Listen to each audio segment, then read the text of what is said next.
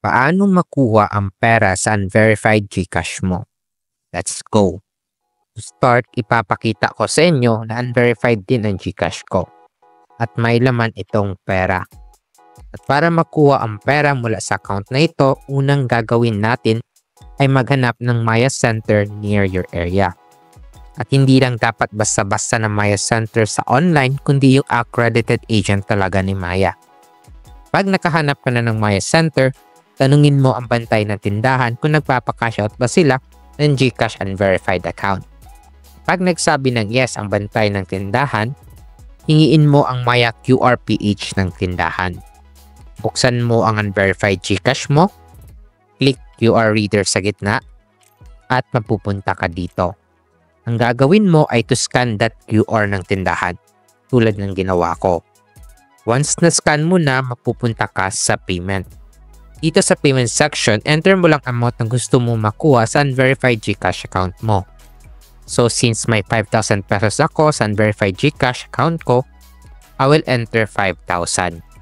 Once na-enter mo na ang pera na gusto mo makuha, pwede mo na pindutin ang next button.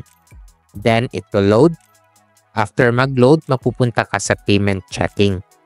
Ang gagawin mo lang dito is click pay and it will load. And this receipt will generate as proof na successful mong nailabas pera mo mula sa unverified GCash account mo.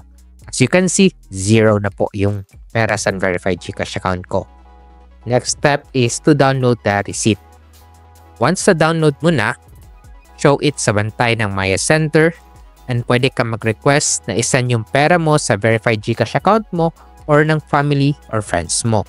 Or pwede mo ring i-cash out na lang agad as in cold hard cash. Tanong, paano kung walang Maya Center near me? In that case, you can look for GCash Pera Outlet near you since the method na tinuro ko will still work sa GCash Pera Outlet. Pero kung wala talagang GCash Pera Outlet or Maya Center near you, you can message me at my FB page or Instagram. Tulad ng ginawa ng aking mga subscriber at FB followers. Diba napakadali lang? So kung gusto mo rin matutunan paano i-cash out ang iyong G-Credit, may tutorial din ako para dyan, click mo lang ito.